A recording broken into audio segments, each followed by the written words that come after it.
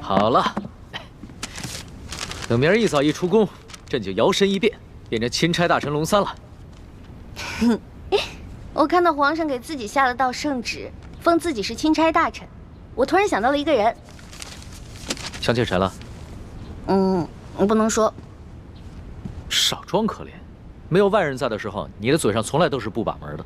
那我说了，我想到了前朝著名的正德皇帝，他当时封自己为威武大将军，后来不停地给自己加封，直到最后自己篡了自己的位。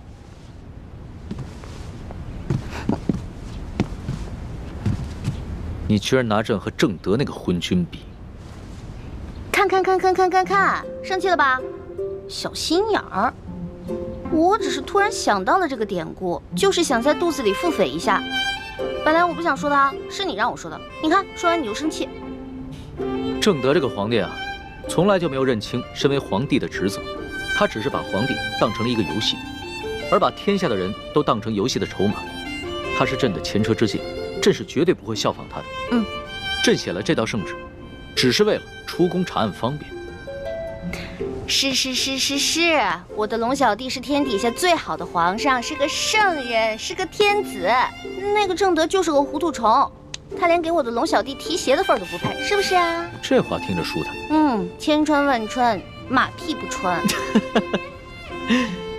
哎呀，在这宫里啊，只有你和朕敢这么调笑。本来朕想到叔家命在旦夕，秦要是又不知道被谁给劫走了，朕的心情很是沉重。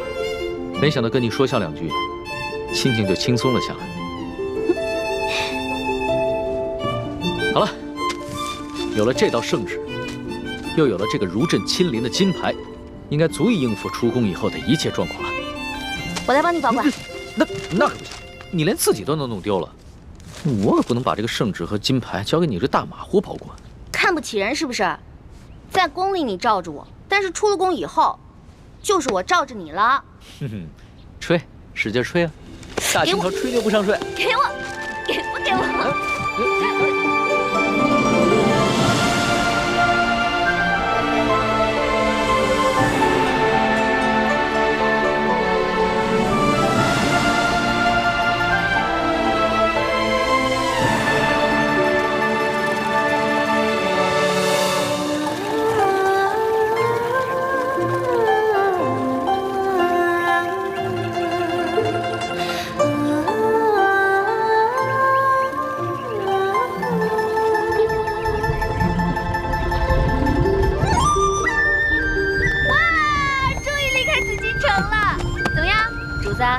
第一次离开京城吧，外面的大千世界是不是感觉特别的新鲜啊？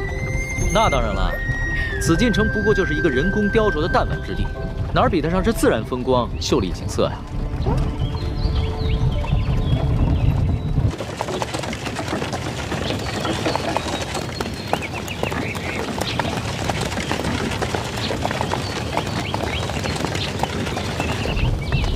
哎，这是什么呀？这个呀。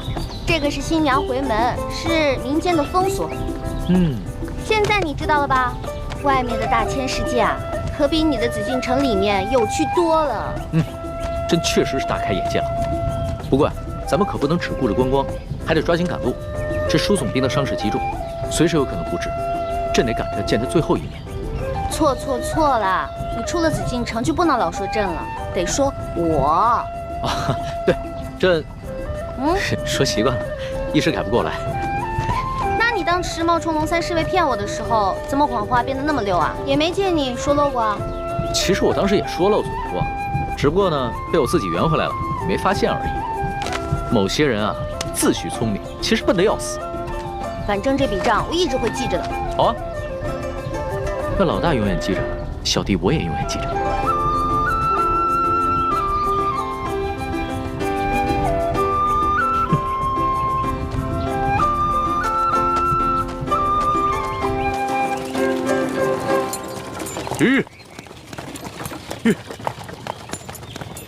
前方路已坍塌，可能需要另辟路径。原来是这样啊！那好，你们两个人分头探查。这。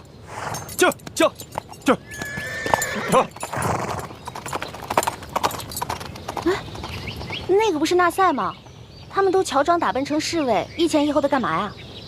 索额图啊，精选了30个大内高手在暗中保护我，我不许他们靠得太近，以免引人注意暴露身份。所以啊，就把他们分成了3组，一组在前探路，一组殿后。果然安排的妥当啊。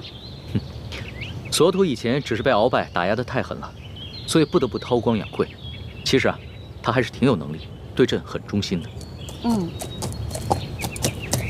是，主子，前行30里非常安全，并无异常。只是前方有一座石桥，数月前被山洪给冲塌了，所以现在我们要绕行100里外的另一座石桥。绕行100里？是啊，既然这石桥是数月前就坍塌了，为何一直没有修复？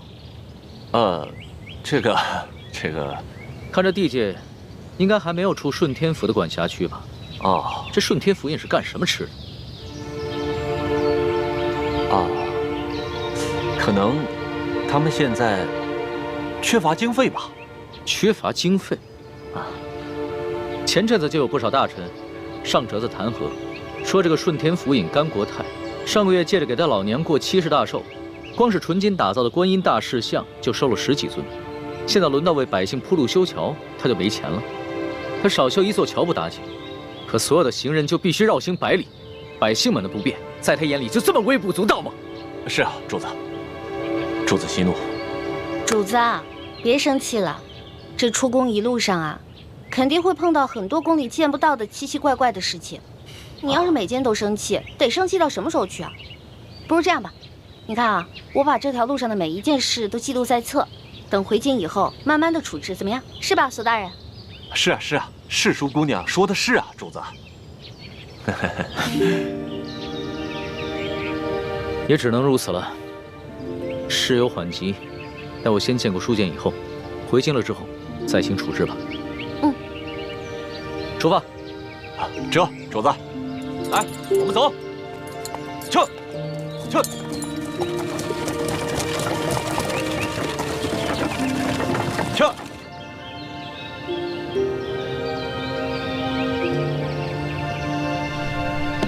六师傅，有什么急事需要现在商量？索额图跟李公公服侍康熙小姐去了，很快就回来，我们要抓紧时间了。太子，机会难得，你看我们要不要在半路上把康熙？不行，为什么不行？欢，你别忘了你的身份，我们和康熙是势不两立、不共戴天的仇敌。我知道啊，但是你别忘了，索额图现在还带着30个大内高手呢。那30个大内高手，我和太子、倾城3个人足以对付，而你和康熙同乘一车，若是由你出手偷袭的话，索额图他们根本就来不及救火。让我出手？不行，我下不了那个手。你下不了手也得下。朱哥哥，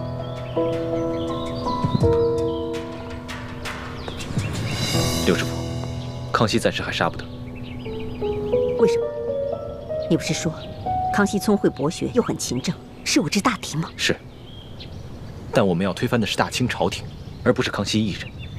就算我们把康熙杀了，这清廷也会又换一个爱新觉罗氏的子孙来做皇帝，这天下还是大清的天下，对于我们光复大明的大业，并无实质性的帮助。而且，那样的话，我们的身份就会暴露。此前大家冒着生命危险才打开的局面，就前功尽弃了。但如果我们帮助康熙完成此次微服出巡，我们就可以进一步取得他的信任。到那个时候，我们就有机会在戒备森严的紫禁城里找到铜匣，也就有机会挑起康熙和吴三桂的进一步内斗，让他们两败俱伤。这才是光复我大明的上策。是啊，六师傅，我刚才说的就是这个意思。但是朱哥哥比我说的明白吗？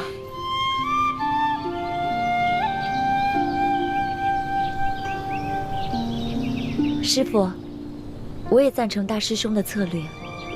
只有找到铜匣，取出了宝藏，我们才有实力聚合全天下光复大明的力量，组建一支强大的军队，才能完成大业。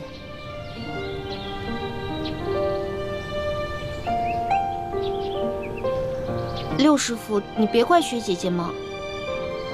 我知道，你们一心想着为梅花门牺牲的几百口人报仇，可正是因为这样，咱们才更要顾全大局啊，对吧？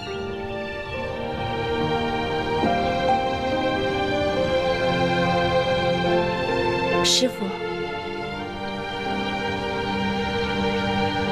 我现在最担心的是，如果舒剑真的被救活了，倾城此去与他相见，万一被他识破，倾城乃是冒名顶替，后果不堪设想。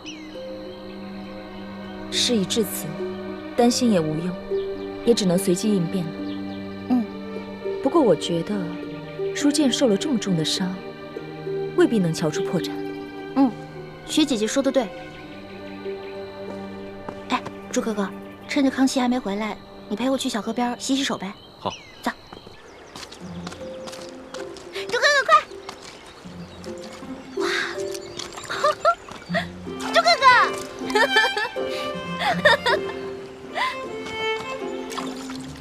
啊，朱哥哥，你可真厉害，说服了六师傅，让他不再刺杀龙小弟。我不愿意杀他，是权衡局势，从大局着想。但你呢？你不愿意杀他，只怕无关大局，是出于私心吗？哪儿来的什么私心啊？不是私心，那就是私情了。环妹，你对男女之事十分懵懂，我担心你跟他相处久了，你对他的感情，连你自己都没有察觉。朱哥哥，你说什么呢？我对他的感觉，他就是皇上啊！我只是不想失去一个全天下最有权势的小弟罢了，跟你想的完全不是一回事儿。真的吗？当然是真的了，亏咱俩还从小一起长大呢，这么点默契都没有啊！好吧，那我暂且相信你吧。不过如果有一天让我发现你骗了我，我就改变主意，亲手杀了他。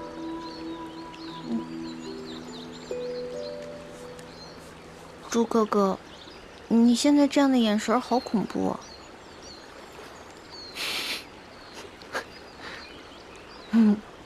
有人来了。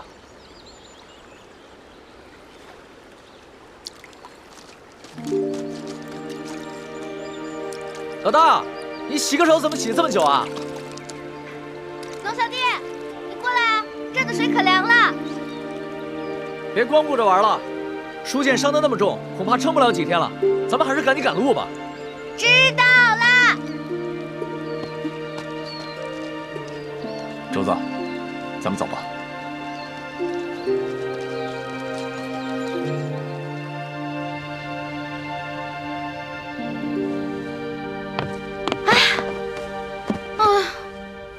累死我了！之前在宫里处处小心，步步为营，都不敢喝我的野山葡萄酒。嘿，酒，来吧。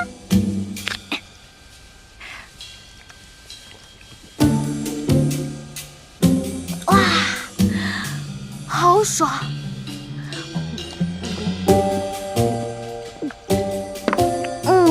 哇，好喝！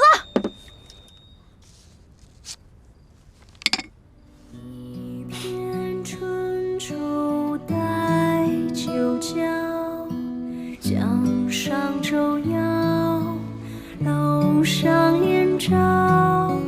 秋娘独语太娘娇，风又飘飘，雨又潇潇。这个丫头一出宫兴致就这么好。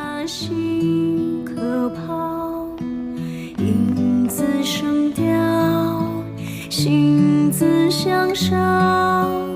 环妹，环妹，一把人抛，红了樱桃，绿了芭蕉。红了樱桃，绿了芭蕉。环妹，环妹，开门啊，环妹！热死我了！哇，好热呀！环妹，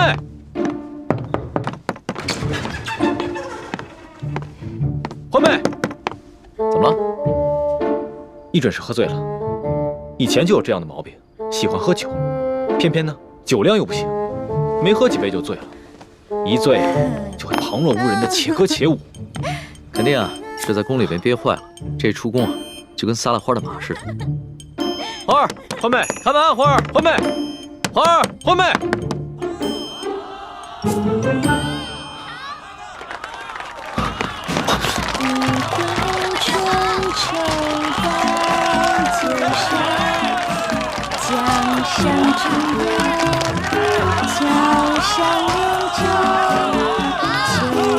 好，漂亮，好。姑娘，你下来唱，这3个就是你的了。欢妹，快下来！简直是不成体统。花儿，别唱了，快进去。可是我还想唱歌呢。我唱歌好听吗？好听。再来一个。我手上这对坠子就当个天头，如果你能让我兄弟高兴的话，它就是你的了。好，继续唱给你们。好。哎，对了，如果这个耳坠您不喜欢，簪子也不喜欢，这儿还有金镯子哟。下来，姑娘，下来，这个就给你。快把梯子搬过来，快！哎，下来，别唱了，快进去，进去。都喜欢听我唱歌，对吧？对。再来一个。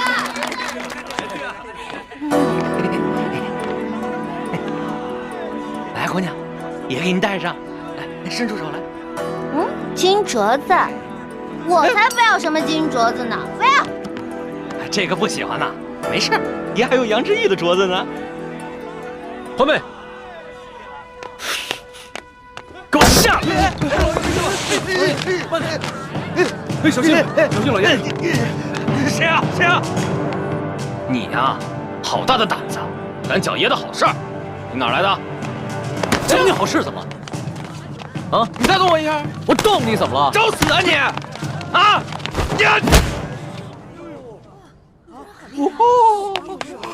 主子，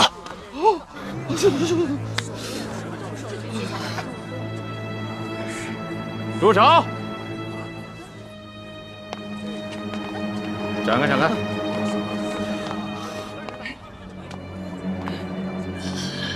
怎么回事啊，老杨？这还是个高手呢。吃瘪了吧？啊？咱们是来办正事的，没必要节外生枝，争风吃醋。你看，走吧。啊，此言差矣，兄弟。现在不是争风吃醋的事儿了，是我面子的事儿。我要让他们知道这是谁的地盘，谁才是王法。爷就是王法。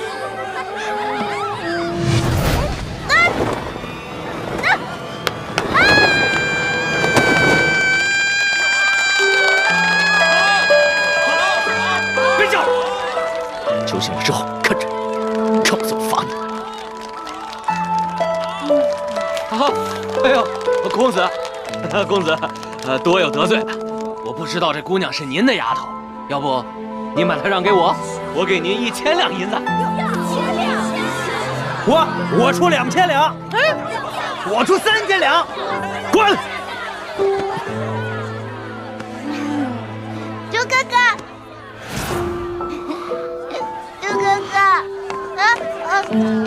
哎，我纳赛，咱们走。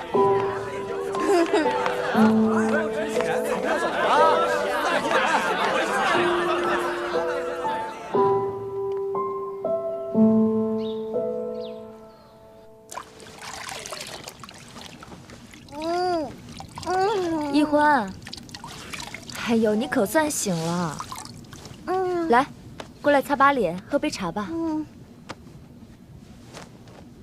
薛姐姐，我昨天是不是喝多酒了？我没闹什么笑话吧？你昨天醉的是一塌糊涂，你都不知道啊，你都耍酒疯了呢。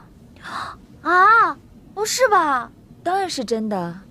你走出了房间，又唱又跳的，引来了好多人围观啊，还有人要竞价买你。可把主子跟大师兄气坏了，主子还跟人家打了一架呢。啊，完蛋了！所以啊，你以后别再喝那么多酒了。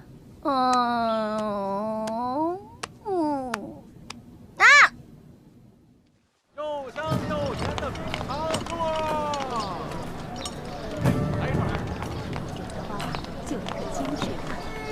龙小弟，主子。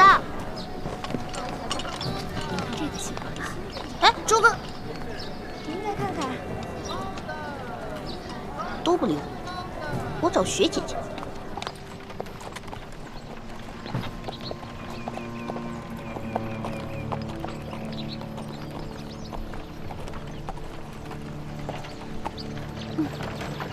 这个龙小弟跟朱哥哥都太小气了，只不过喝多酒没干什么，一直不理我，至于吗？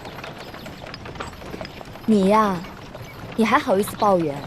皇上这次微服私访，本就不想惊动任何人，你却闹出这么大的动静来。皇上长这么大，大概是第一次为一个女人跟人打架。他是什么身份啊？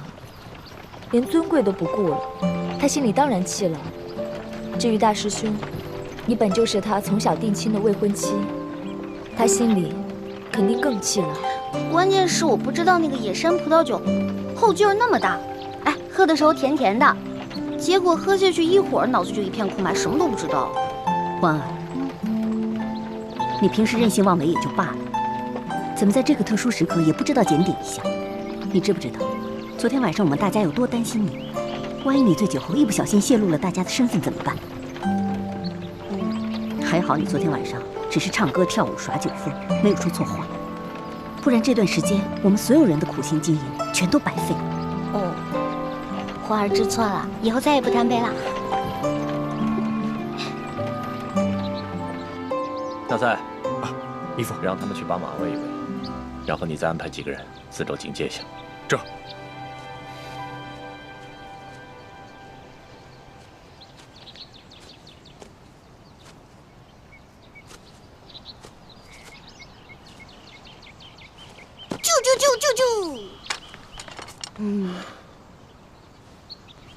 你干嘛不理我呀？以前是谁说的？无论我做了让你多不开心的事儿，你也不会不开心，也不会不理我的。如果说话不算数的话，那你就是小狗。少来这一套！你不是早就把我们小时候的情谊抛在脑后了吗？猪哥哥，你怎么又说这种话呀？你永远都是我的猪哥哥，我也永远都是你的欢妹妹。行了，你看，笑起来多好看，你刚才那样丑死了。你呀，就知道我心软，好欺负。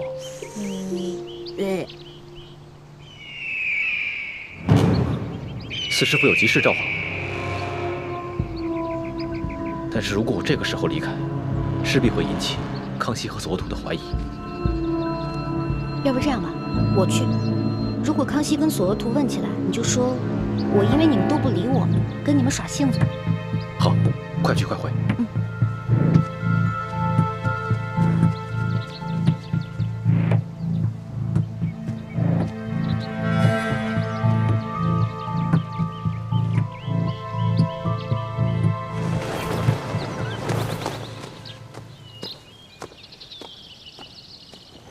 野花，四师傅，哎呀，我想死你了！有没有小花啊？你呀，学艺不精，还敢偷偷溜出谷去，害得四师傅整天担心你。啊，太子呢？哦，他这会儿行动不方便。四师傅怎么了？是不是发生什么事儿了？舒剑的女儿舒婉心，她逃走了。啊，这舒婉心出身于官宦之家，又不会武功，她是怎么从你手中逃走的？你知道的，四师傅有些迂腐，把男女大防看得很重。她一个女孩子家要走得远远的去方便，我也不便跟着去查看。等我发现异常，赶紧去追，已经来不及了。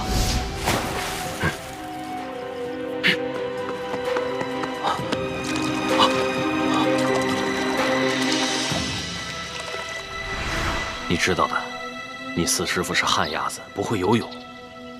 那舒婉心呢？她不会被淹死了吧？她虽然不会武功，但毕竟出身将门，不像普通的官宦人家女子那般娇弱，而且她从小长在江边，水性很好。当初晋王把她交给我看管时，曾把记载着她的背景资料也给过我，可我这还是被她装病时可怜的样子给骗了。没想到她借机会逃跑了。完了完了完了，这下完了！这舒婉欣要是去报官的话，那六师傅和雪姐姐全都暴露了。说来也奇怪，这舒婉欣逃跑1个月了，官府那边居然毫无动静。舒婉欣没报官吗？我们也想不明白她没有报官的原因。但是，她极可能已回山西老家去找她父亲舒建了。据默生他们传来的消息，舒建现在伤得很重，但吊着一口气，估计是想见他女儿最后一面。幸好到今天，舒婉欣还未曾出现。哎呀，这下可完了！你说这康熙要去见舒建，这如果舒建真的跟舒婉欣见上了，那咱们全都暴露了。你们几个孩子潜伏宫中，出生入死，四师傅连这点小事都没办好。四师傅，您别这样说嘛，事情已经发生了，就别责怪自己了。这样，我先回去把这个情况告诉朱哥哥，还有六师傅，大家一起商量一下对策吧。好，现在呀，你们就想办法拖延时间，让康熙晚点去见舒建。我这边也抓紧时间去找舒婉欣，最好赶在他们父女相见之前把她找到，重新带回明珠谷。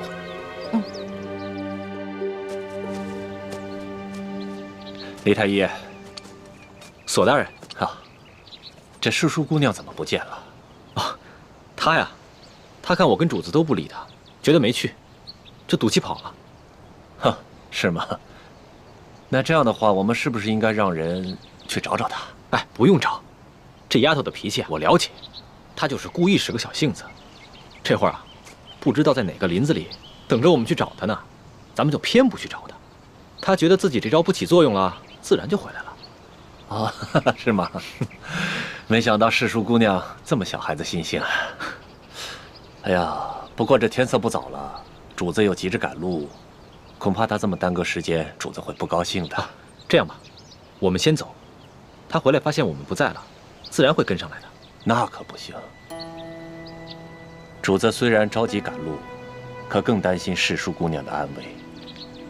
如果我们这样把她丢下走了，主子是不会答应的。也是啊。哎呀，你说她这跑哪儿去了呢？哎，对了，师傅，我忘了问你了，我们谷中排查内奸排查的怎么样了？啊，咱这明珠谷中啊，有300多户人家，800多人口，都是大名士逃进谷中避难的。这些人来自五湖四海，身份十分复杂，一时很难查出。其实那个内奸跟我交过几次手，虽然他蒙着面，而且声音也做了变音，但是他的武功套路我感觉很熟悉。你居然和他交手了？就你那3脚猫功夫，也敢去抓内奸呢？哎呀，四师傅，看你的大惊小怪的样子，我这不好好的吗？我有事就站不到你面前了。我只是觉得，这个内奸好几次跟我交手都可以杀了我，但他都手下留情，而且他的武功套路我那么熟悉，我有种预感，他一定是谷里的人，说不定还和我们很熟。四师傅，你一定要把这个情况告诉我爹，还有各位师长，大家好好想想谁最有这个可能。好，我一定转告晋王，但你以后千万不要再逞能了。我膝下没有女儿，只有默生一个儿子，在我心里，我一直拿你当亲闺女看待。你若有什么意外，我一定会很伤心的。知道了，知道了，四师傅，你放心吧。虽然我别的武功学的最差，但是我轻功好啊。实在不行，我就先逃命呗。光复大明的大业虽然很重要，但在四师傅心中，你们这些孩子的性命更重要。四师傅，所有的师傅都认为光复大明是最重要的，也只有你了，最疼我们这些小辈。不说了，我得赶紧走了。好。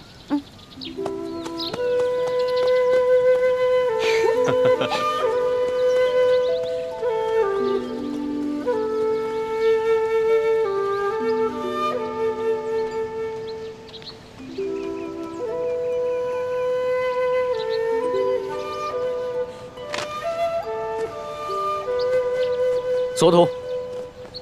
啊，主子，叶欢还没回来。是啊，这易欢姑娘还没有回来，我们要不要派人去找一找？不用找了，真是胡闹！我回来了，主子。哎呦，易欢姑娘，主子担心你的安全呢。左大人，这边请。哦，好，主子告退了。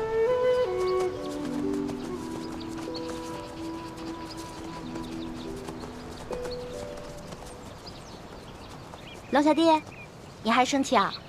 你不理我吗？你不理我，从现在开始呢，到山西有几百里路，那你打算一路上都不理我了吗？龙小弟，龙小弟，怎么办啊？我的龙小弟不理我了，怎么办呢？怎么办呢？怎么办？怎么办？怎么办呢？那好吧，李易欢，你可知罪？奴婢知罪。那我问你，犯了什么罪啊？奴婢犯了贪吃罪、贪玩罪、贪杯罪。那你打算怎么赎罪啊？奴婢给主子唱首歌吧。如果主子笑了的话，就当原谅奴婢了，好不好？好吧，那你先唱来听听。好的，我现在就给您唱。嘻嘻嘻。主子听好了啊。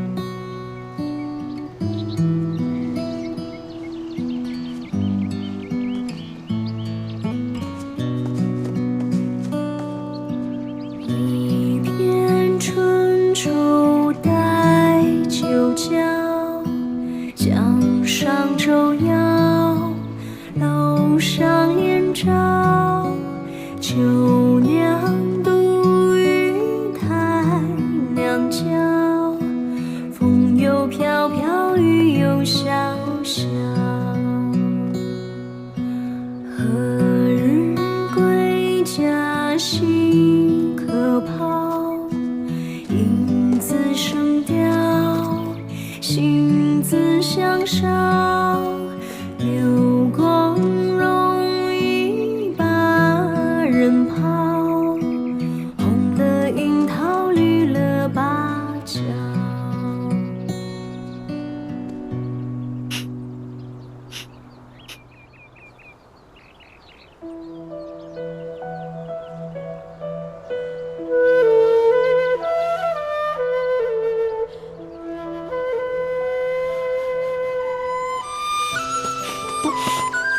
李欢，你给我听着，你以后要是再跳舞给别的男人看，或者让别的男人看到你除了脸和手以外的地方，我饶不了你。哦，知道了。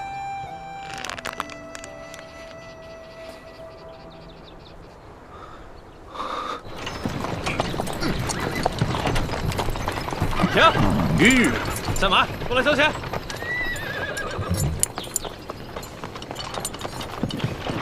慢点。怎么了？我们要过去。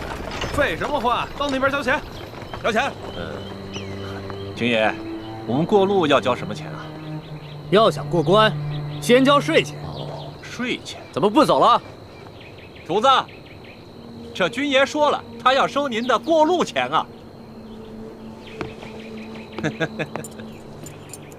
哎呀，过路钱，你们天天在这收吗？这位军爷，你这收的什么钱？关口要道，过往商旅一律上交税钱2吊。可我们不是商人，为什么还要交税费？不管你是做什么的，只要从我这路口过，就得交钱。这大清立国30余年，怎么没有听过这样的规矩？少给我啰嗦！哎，干嘛？干嘛？哼，看你像个贵公子模样，2吊钱拿不出来，不想出钱就别从我这过。好，这钱我出，不过你得告诉我，是谁让你们在这收钱的？这是我们知县大人的命令，你还想怎么着？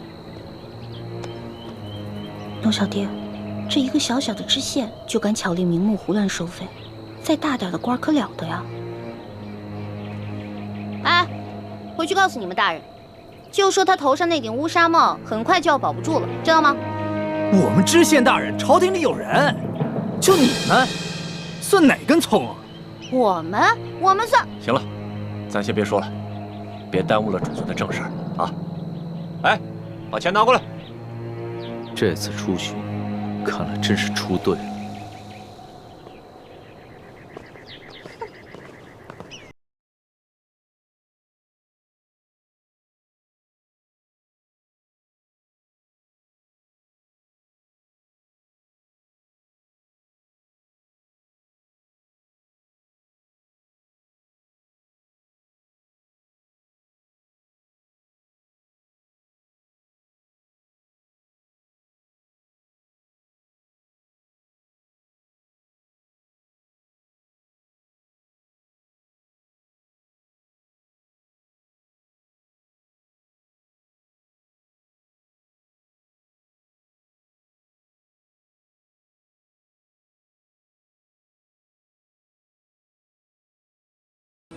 哎，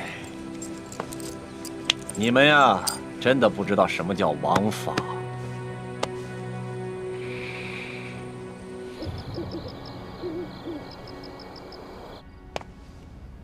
朕自入山西以来，一路所见，民多疾苦，而各地方官各自为政。朕一日行100余里，竟连遇3处关口，巧立名目收取税费。过往商旅都被迫缴纳所谓道路修补款项，贪污之风可见一斑。念及民生之苦，朕实不能寐。老大，都记下来了吗？放心吧，全记下来了。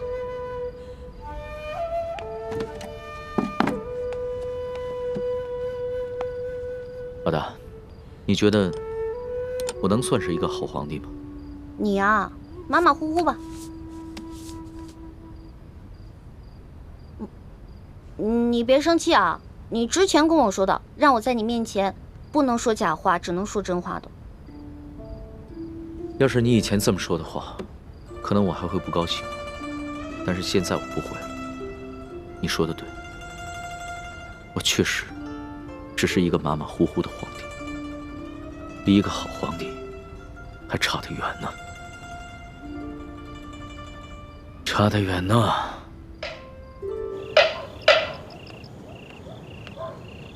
天干物燥，小心火烛。天干物燥，小心火烛。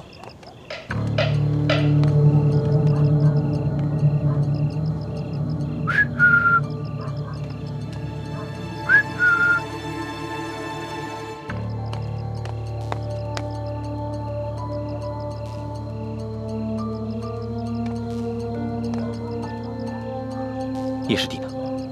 哦，他有点事耽搁了，要晚点才到。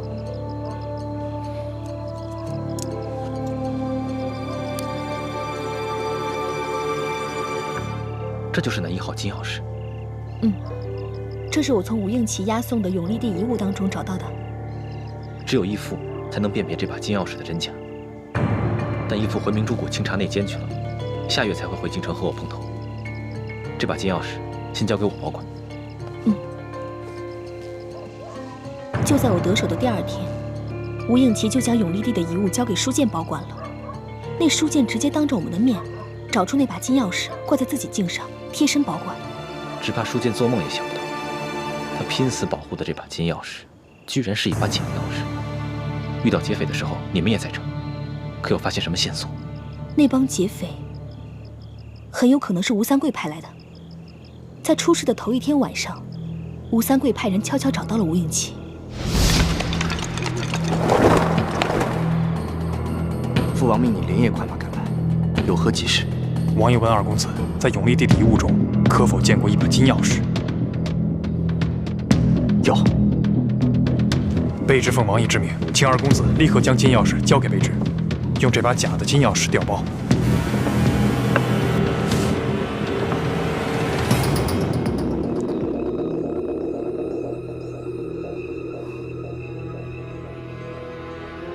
太迟了，我所押运的东西，在昨日已经全部交由山西总兵书剑。那书剑一见面，2华秘书就当着我们面，直接把这把金钥匙找出来，贴身收藏。据说他是奉了皇上的密旨，亲自护送这把金钥匙进京，面呈皇上。坏了，没想到我一直快马加鞭，日夜兼程，还是晚了一步。朝廷为何会如此看重这把金钥匙？一开始父王也并不看重，可为何又突然派你索回？卑职也只是奉命行事，别的什么也不知道。二公子若有疑问，待回到滇都之后，亲自问王爷吧。那现在怎么办？来之前，王爷已经做好了各种打算，要卑职无论如何把金钥匙带回去。事到如今，卑职只能假扮盗贼，强行抢回金钥匙。到时候，还请二公子和石将军多多配合。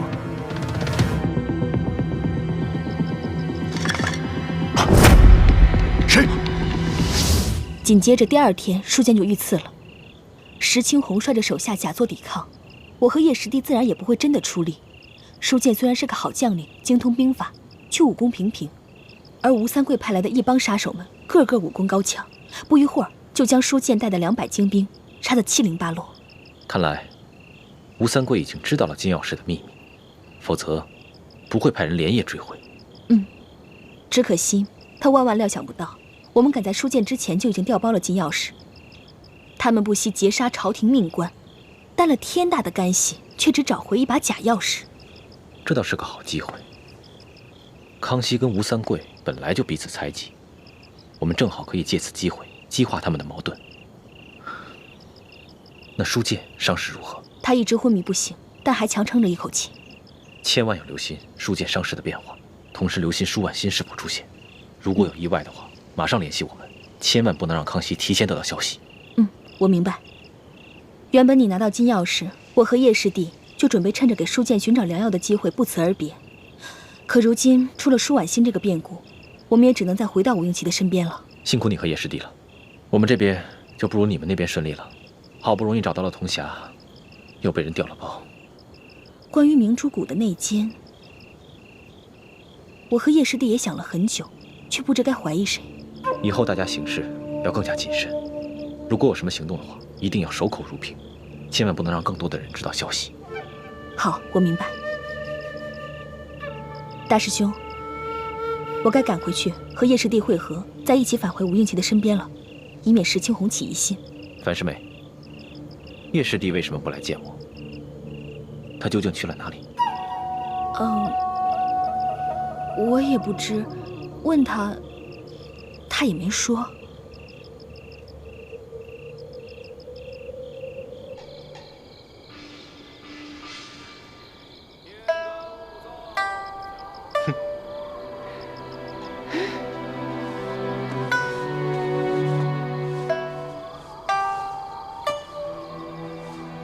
这是什么？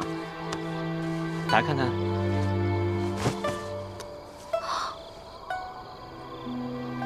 叶哥哥，你哪来的钱给我买这么贵重的东西啊？师傅们不是每个月给我们发利钱吗？我都没舍得花，全攒起来了，攒了5年，终于攒够了。不行不行，这礼物太贵重了，我承受不起。哎呀，没关系，这不是下个月就到你的生辰之日了吗？我怕我赶不回来为你庆贺，所以就当生辰之礼，提前送给你了。你放心，我又不要求你回报我什么，你只要天天把它带在身上就好了啊。那你为什么非要给我买一个金镯子啊？你还记不记得5年前你的生辰之日？我那天问你，你有什么想要的礼物啊？你告诉我说，你想要一个特别漂亮的金镯子。是吗？我不记得了。没关系啊，你不记得，我记得就好了。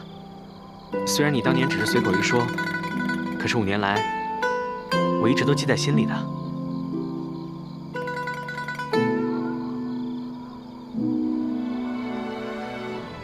你怎么了？你现在不喜欢金镯子了，还是觉得不够漂亮？没有没有，我觉得这个金镯子很漂亮，但是……哎呀，好啦，喜欢就好，喜欢我的一番心就没有白费。来，我给你戴上。不行不行，叶哥哥，这个我还是不能要。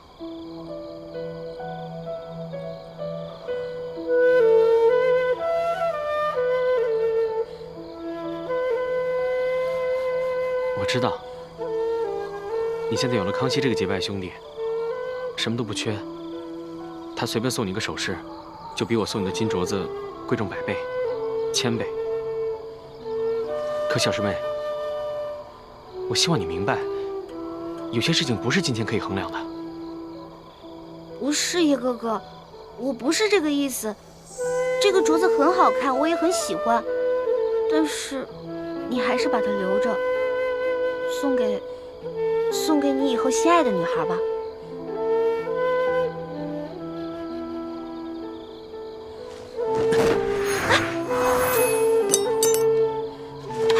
叶哥哥，你干什么呀？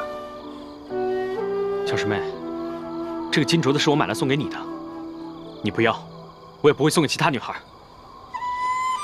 哎，叶哥哥。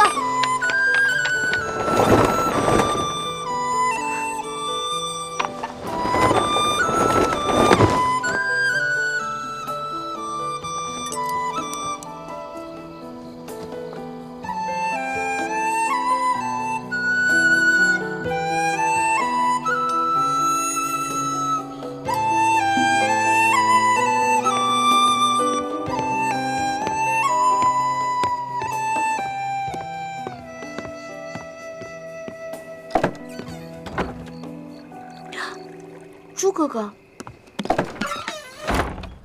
朱哥哥，你怎么在我房间啊？我还没问你呢，这么晚，上哪儿去了？我就随便出去走走。是去见陌生了吧？你怎么知道的？我们从小一起长大，你是什么性子，陌生是什么性子，我能不了解吗？今天晚上，他只让樊师妹来和我接头，自己却不现身，我就疑心着，他一定是想趁我不在的时候，偷偷来找你。你们都说什么了？没说什么，他就是问候了我几句。就只有这些？只有这些。他就没有给你带点礼物什么的？没有，什么礼物都没有。每个月师傅就给我们2吊钱，他哪有钱给我买礼物啊？又不像咱们可以在宫里捞捞油水什么的。那可不一定。最近几年，这个叶师弟变得十分吝啬，平时呢，连一个铜板都不舍得花。偶尔谷中兄弟们凑钱买酒喝，他总找借口不参与。他这么努力省钱，一定是为了你。下个月就是你生日了，他就没有准备什么生日礼物要给你吗？没有。哎，还说没有？这金镯子哪来的？朱哥哥，你这个人，明明你怎么什么都知道啊？根本瞒不了你。你呀，居然帮陌生来骗我！没有，我没有帮着他来骗你。我只是平时骗别人的时候，谁都听不出来，只有骗你，老是会找出我的破绽。我知道，你是不想挑起我跟陌生的矛盾，对吗？大家都是兄妹，他也只是疼爱我这个小师妹罢了，所以才给我买了一个小小的礼物。这还算是小礼物啊？这可是陌生对你的一片心呢。那如果你要是不喜欢的话，我不带它就行了。你愿意带就带吧。其实，陌生对你的心意，我早就看出来了，但我自信他夺不走你的。真正让我担心的，其实是另外一个人。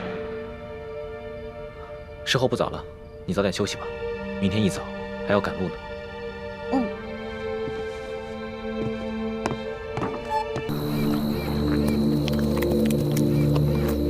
主子，这口井也是干的。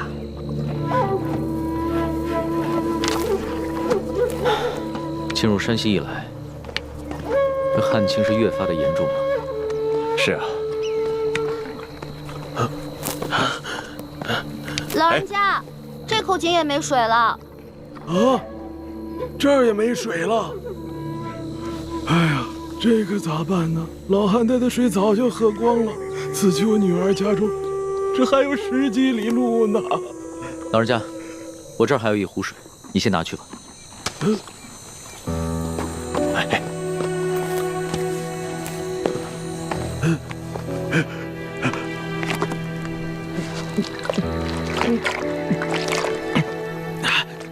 多谢，多谢。老人家，此次的旱情涉及多大的范围啊？多大范围？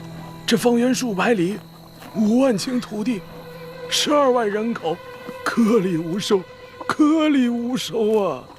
我活了70岁了，这是我见过的最严重的一次旱情呢。哎，多谢啊！老人家慢走。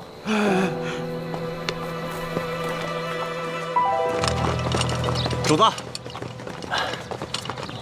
启禀主子，这个小村庄有几十户人家，房子都挺干净的，咱们借宿没问题。只是这村子人烟稀少，好多房子都空着，显得有些诡异。为什么？这些民房都好好的，有一些一看还是新翻修过的，怎么会没人住呢？是啊，房子是挺新的，就是没人住。也许这儿不久之前遭过匪患吧。这户院子里倒是有炊烟冒出来，应该有人，我去看看。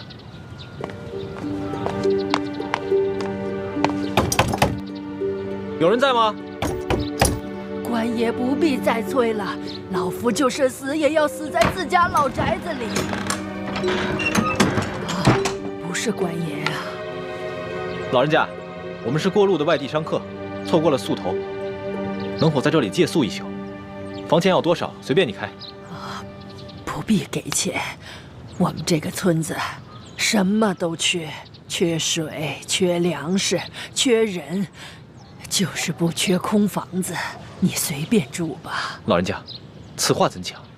村民们都去哪儿了？我们这个村子遭遇了几10年不遇的旱灾，村里只剩下一口老井，每晚能渗出一点点水来。但凡有点办法的，都出去投亲靠友了；没亲没友但还迈得动腿的，也都到外面去行乞逃生去了。哎呀，只有我这等老弱病残在这儿等死。可是官家还逼得我们……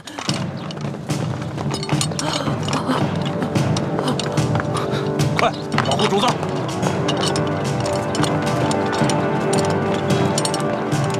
这2个人好生眼熟，是不是在哪儿见过？主子，这2个就是那日在客栈里调戏世淑姑娘的人，其中那个领头的把总还被主子教训过。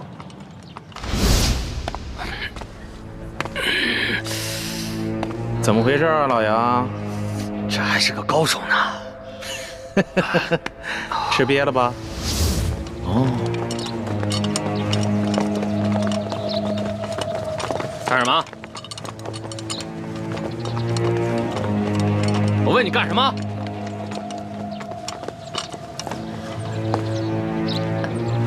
杨婆子，我还正纳闷呢，就凭你不敢抗命啊？原来是有这么一门富贵亲戚。裘老板，你可别牵连无辜，老妇哪儿来的这等富贵亲戚？他们都是过路的客商，在我家借住一宿，明天就得赶路的。路过的客商，让我瞧瞧。哎，咱们是见过的是吧？啊？哟，姑娘，你也在这儿呢，真是缘分呐！你是谁啊？我根本不认识你。你还好意思说呢？那是在客栈喝醉了闹事，他就是被我教训的那个。哎呀，羞死人了！原来你还是个朝廷命官呀！那日你当众调戏我家的丫鬟，就已经失了体统，你还追到这个村子来，没完没了了是吗？你老杨，咱们今天来办正事儿的，你还穿着官服，收敛一点。也对，老子懒得理这些外乡人。几位，老子是来办公差的啊！杨婆子，怎么着？今儿个你是搬呢，还是不搬呢？不搬，老夫就是死也要死在我自己的房子里面。你敢公然抗命是不是？你是不是不想活了？老人家，你是不是将房子作价卖给了他们？卖给他们？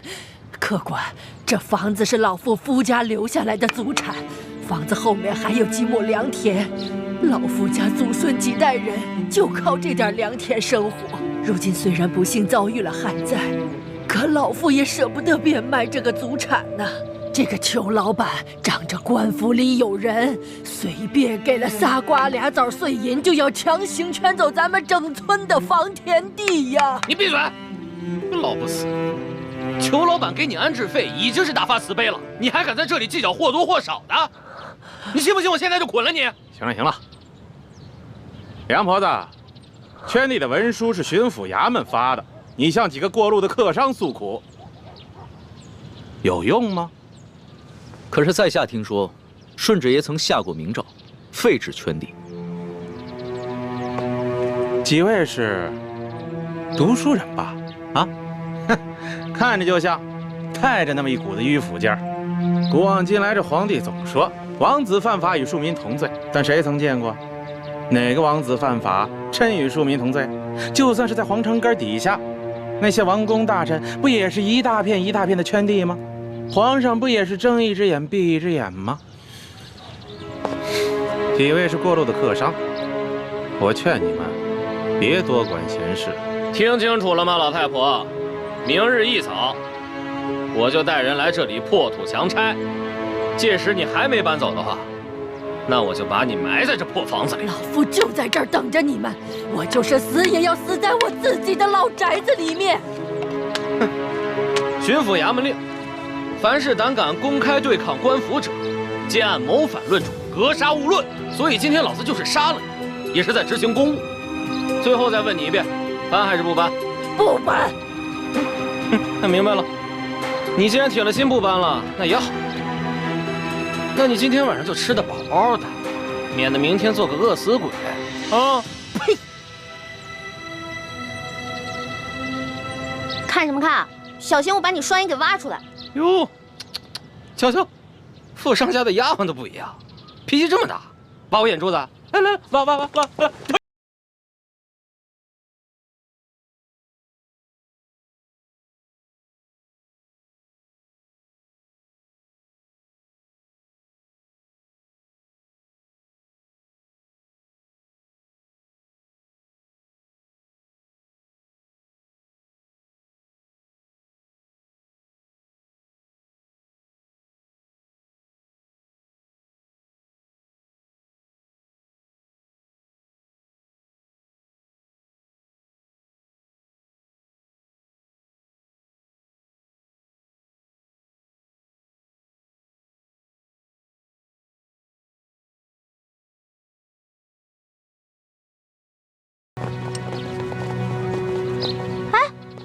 主子，这几个混账东西不给他们点教训啊！这些都是虾兵蟹将，没用的。老人家，再多吃点吧。不瞒你们说，我都半个月没见米香了。不怕你们见笑，我都喝了5碗了。老人家，听说这山西旱情已经惊动了朝廷，朝廷也已经拨了大批的赈灾物资，你们都没有分到吗？赈灾物资？哎呦，咱老百姓连1粒米都没见到过，一点都没有分到，1颗米粒都没见到过。老人家，我看你这儿冷锅冷灶的也有一段时日了吧？不是圈地有安置费吗？为何不拿这些安置费去买些粮食啊？别提安置费了，姑娘啊，不瞒你们说，就我们这样的地，按理来说，好歹1亩也值4、5两银子，可是上面他们只肯给1两啊，而且层层盘剥下来，有些关系的、运气好的，也只能拿到几钱呢。像我这样的老不死，就只能拿几个铜板。老人家，这圈地一事已经违反了朝廷的政令，你们为何不上告啊？告？去哪儿告啊？老夫的儿子先去县衙告状，被他们拉了出去，一顿毒打，还给他胡编了一个什么罪，被他们连打带拖。回来以后，连伤带气的，没多久就扔下老夫去了。老夫的孙子不服气，借了些钱去太原府鸣冤，也被巡抚大人当盗贼发配关外，至今未归，一去不回，还怎么告啊？还有这等事？这山高皇帝远的，这圈地的人可是个通天的人。通天是当朝的大红人鳌拜，你知道吧？听说过。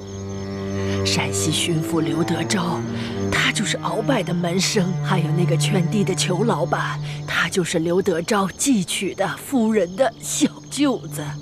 您说还到哪儿去告啊？可是听说鳌拜不都已经被皇上给查办了吗？你知道吗？瘦死的骆驼比马大呀！鳌拜这些年提拔了多少门生亲信，他们都大权在握，盘根错节，连皇帝都忌惮他3分，不然为何皇上就只把鳌拜卷进了呢？这官场上的事儿说不清，万一哪一天鳌拜东山再起，可怎么办呢？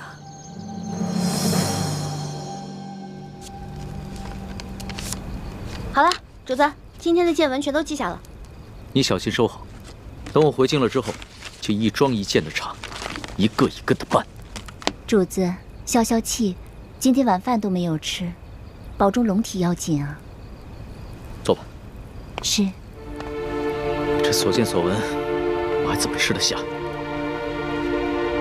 顺着朝就已经下的禁令，到现在还有令不止，让许多百姓流离失所，无家可归。最重要的是，他们还敢鲸吞朝廷的赈灾粮款。你爹爹的密奏，所言非虚啊。主子，那咱们可得小心了。听说这山西官场，鳌拜残存的势力不可小觑，他们掌握的地方官兵足有上万。万一他们知道了主子在微服私访，起了歹心，可了不得。小不忍则乱大谋，只能暂且忍着了。可是，他们明早就要来强拆了，这些百姓们该怎么办？那个叫杨八狗的，还有刘德昭新老婆的那个小舅子裘贵吧，他们一个个都是心狠手辣的角色。如果咱们一走，那几户宁死不搬的村民不得被他们活活给弄死啊？不会吧？这村子里还有几户人家，10几口人，我不相信他们敢全都杀了。主子还别不信，我在山东行医的时候也遇到过类似的事情，也是有几户村民不肯搬迁，那圈地的是鳌拜府上管家的表弟，直接派人在半夜里放了火，却推说是他们自己不慎烧了房子。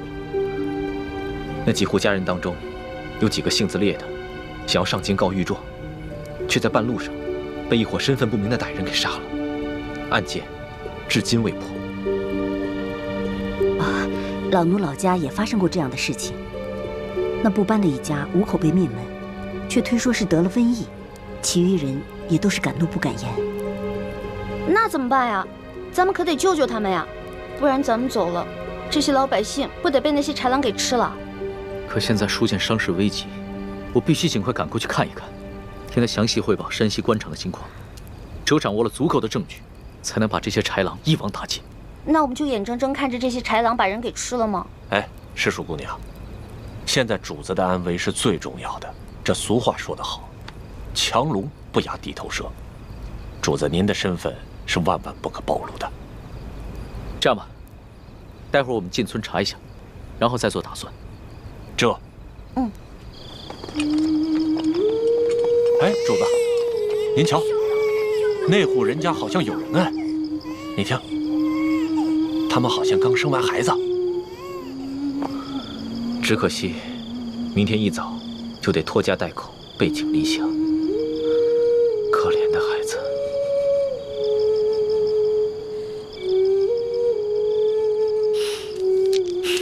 搜通，奴才在。把这个珠子送给他们的孩子，顺便打听一下他们家的情况。这。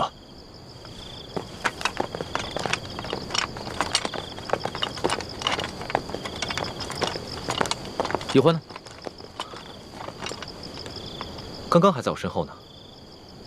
这丫头又乱跑。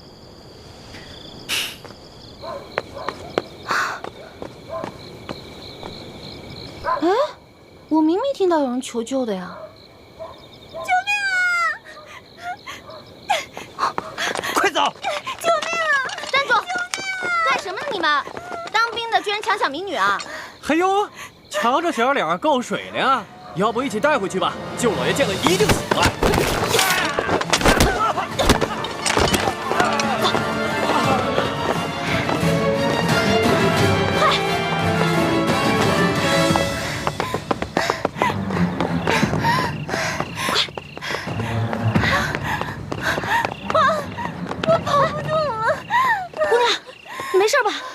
追上来了！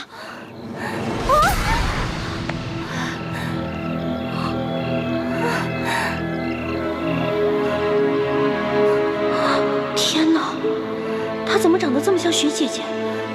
难道这舒婉欣逃跑1个月了，我们也想不明白她没有报官的原因。但是，她极可能已回山西老家去找她父亲舒剑了。哎呀，此处离太原府不远了。难道她就是从明珠谷逃出来的舒婉欣？可是她一个弱女子，为何不报官，却要独自千里迢迢逃回老家呢？花儿，一欢，花儿，你在哪儿啊？在哪儿啊？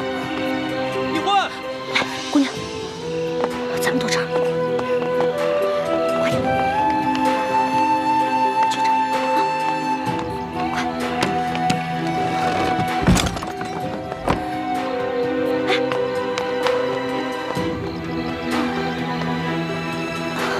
姑娘，没事吧？姑娘。一欢，花儿，一欢。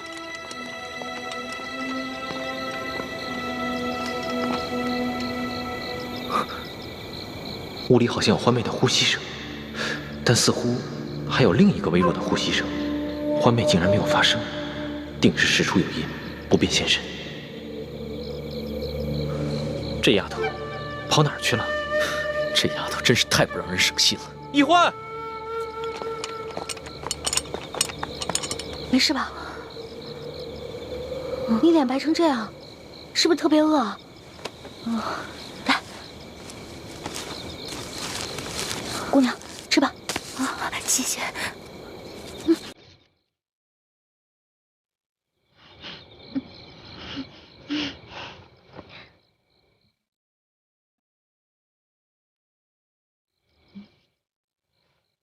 明明已经饿得不行了，还尽量注意吃相，不肯狼吞虎咽。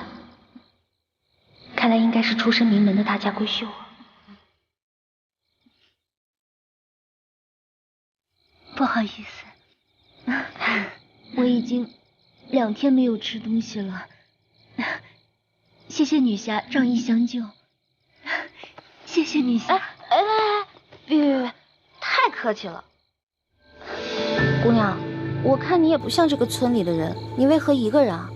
你从哪儿来啊？要去哪儿啊？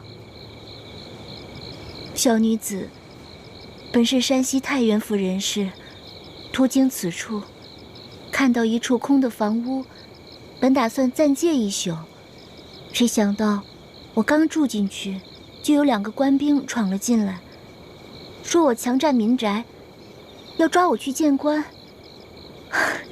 幸得女侠出手相救，小女子感激不尽。嗨，我根本不是什么女侠，我跟你一样，是途经此地的过客。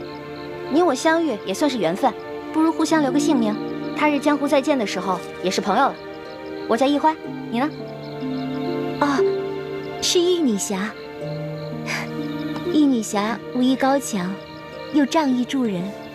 小女子能够结识易女侠，是小女子的荣幸。嗨，小女子的贱名不足为道，只是我这出门在外，身上的盘缠没有带足，义女侠家住何处啊？小女子平安回家之后，一定备下薄礼，登门致谢。口风倒是挺紧的，不肯说自己的姓名，反倒盘问起我来了。谢就不必了。我看咱俩年龄相仿，我是顺治12年5月初4生的，不知道该管你叫姐姐还是妹妹啊？小女子出生于顺治11年3月初8，可不就是舒婉欣的生辰？那你比我大，我应该叫你姐姐。姐姐，你一个人手无缚鸡之力，怎么就跑到这儿来了？也没个伴儿陪你啊？唉，2个月前，家父把我献给一个有权有势的男人，那个男人要在很多姑娘当中挑选妾室，我是备选之一。没想到我还没有到那个男人家，就阴差阳错被人劫走了，直到近日我才侥幸逃出来。这个有权有势的男人指的应该就是龙小弟了。还有此等事情啊？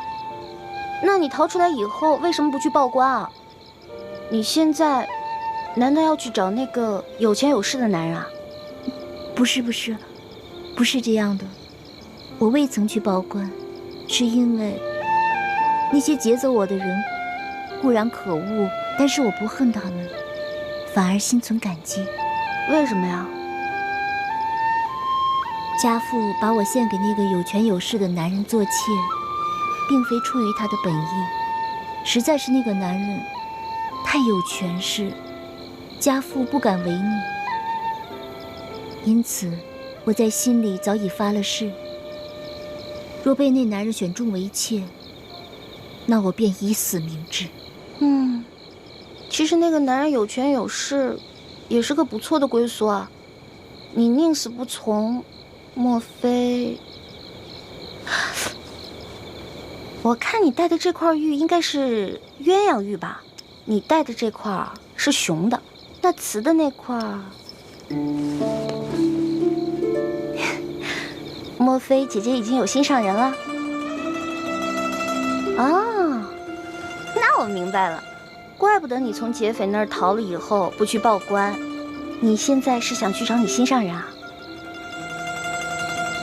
实不相瞒，我自幼丧母，和爹爹相依为命。我是真的想在我出走之前，悄悄回一趟家，去看看家父最后一面。他说去看家父最后一面，然后就私奔。那如果他发现他爹快死了，那他肯定就忍不住露面了，这不就麻烦了吗？这院里有人！嘘，一群窝囊废，这事儿还得麻烦我。行了行了，想不到这姓杨的居然能听出我们的呼吸声，那我肯定应付不了，不如叫救命吧。不行啊，要是这样就惊动了龙小弟和索额图，那就更糟了。姐姐，我们躲到那边去吧。走。好。快。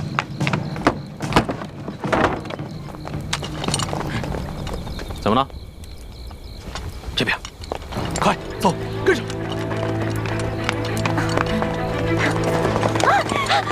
这边，在那边，追！站住！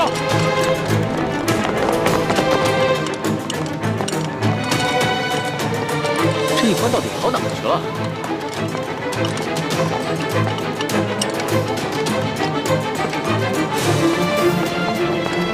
站住！姐姐，姐姐，没事吧？别动，别动！你们干什么呀？不干什么，来啊，拿下带走。是。等会儿，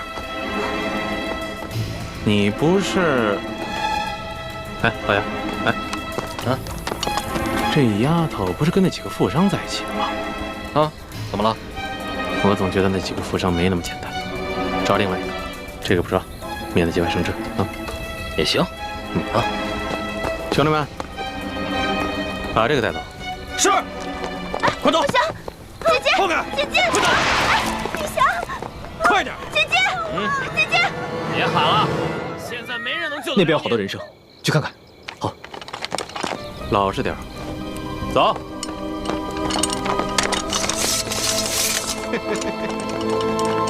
小妮子，没看出来还是个练家子。之前是不是把我的兵给打了？你脾气还真是烈呀！不过爷就喜欢骑烈马。之前你不是说要来挖我的眼珠子吗？现在看来，只能是爷挖你的肉了。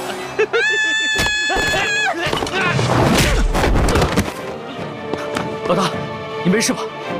我没事，没事。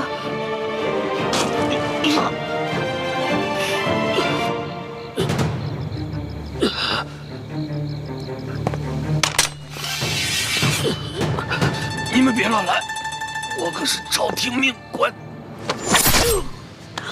主子，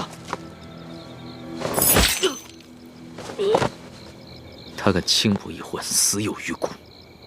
你见杀了他已经便宜他了。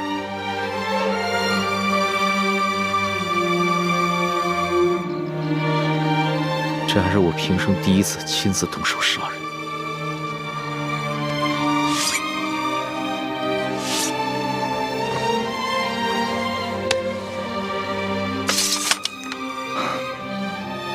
杀害朝廷命官可是大罪，这样一来，很容易暴露身份。杀了就杀了，想办法善后。这三更半夜的，你到处跑什么呀？喊你也不应，你知不知道我们很担心你啊？我是晚上没吃饱饭，本来想看看村里有没有什么鸡填饱一下肚子，结果找了一圈没有，就遇上这个坏蛋了。饿死鬼投胎啊！天天就想着吃，除了吃你还能知道什么呀？我还知道饿。你看看你这个妹妹，脑子里装的都是什么东西？陈妹从小生活艰苦，所以一有机会就惦记那张嘴，让主子见笑了。我知道，你们曾经都吃了不少苦，但现在跟了我，会保你们一世荣华富贵，再不受半点苦头。谢主子恩典。主子，光让我们两个不受苦也不行啊！你要让全天下的老百姓都不再受苦才是，这才是最重要的。我知道，我的老大虽然贪吃，但不贪心，更不自私，心里边天天装着天下百姓，真是我的良师益友啊！